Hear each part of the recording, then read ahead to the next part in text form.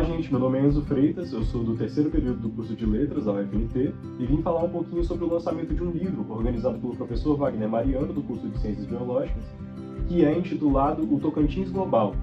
entre a Amazônia e o Cerrado, a urgência da preservação. Vou falar especificamente sobre um dos capítulos do livro, o Falso Verde, Desinformação, Poder e Epistemicídio Ambiental, que foi escrito pelo professor Wagner Mariano em colaboração com a Marília Andrade, minha colega do curso de Letras, e com a Milene Paixão, que é formada em Química aqui pela UFT, quando ainda era UFT, e agora é doutoranda na UFG, e que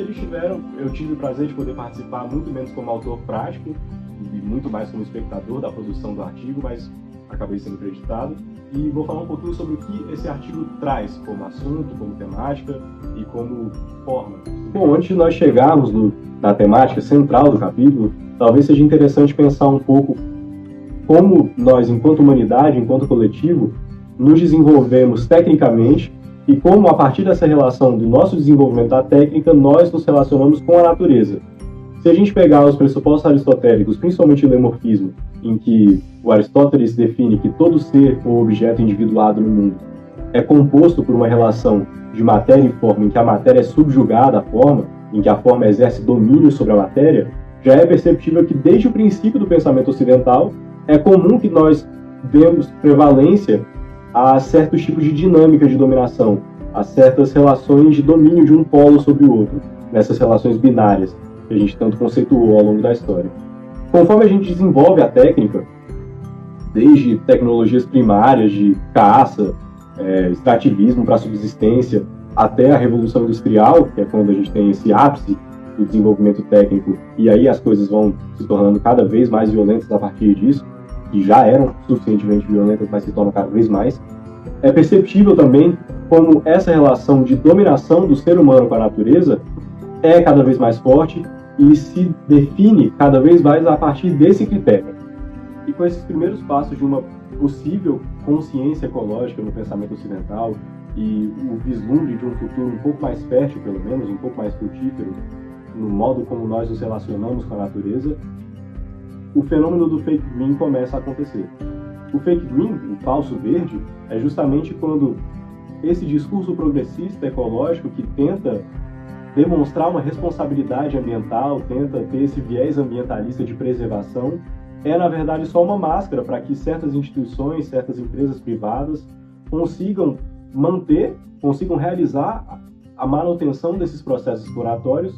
com essa máscara, com esse verniz de responsabilidade ambiental, com esse falseamento de uma suposta responsabilidade ecológica que na verdade não existe e que, justamente por cooptar esse discurso dentro de um sistema que trata de destruir a matéria que está tentando preservar com o discurso, falsamente, constrói essa contradição imensa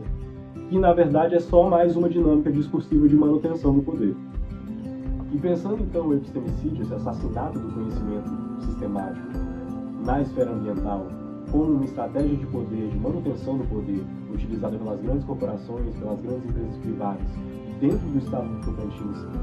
para realizar esse tipo de dominação violenta com a natureza, com um viés supostamente ecológico que é então legitimado e endossado por uma grande parte da população, justamente por não ter consciência de que esse processo, na verdade, não tem responsabilidade ecológica, não tem responsabilidade ambiental, e que é, sim, mais um tipo de processo exploratório completamente brutal e violento, e que não dá retorno, não produz e não devolve o que extrai, é preciso que nós tiremos algumas conclusões e que sejam propostas, pelo menos, algumas formas de contraforça em relação a esse tipo de... Por fim, denunciando esse tipo de incongruência, tornando esse tipo de processo cada vez mais claro, mais explícito para uma população tanto tocantinense quanto brasileira no geral, nesse ímpeto de, a partir da produção de conhecimento científico, sistematizar ou desenvolver uma espécie de consciência ecológica geral que agora não corresponde mais aos interesses hegemônicos e sim corresponde aos interesses dessa coletividade, que integra tanto a humanidade quanto a natureza. Não dissocia esses dois polos, que na verdade não são dois polos. São dois pontos de uma rede muito mais ampla, muito mais vasta do que a nossa mentalidade ocidental tentou definir ao longo da história. E para que, a partir disso tudo, a partir desse tipo de reflexão, a partir desse tipo de sistematização filosófica, teórica e científica, seja possível que exista a possibilidade de um futuro um pouco mais próspero, um pouco mais proporcional na nossa relação com a natureza e um pouco mais fértil, menos estéril.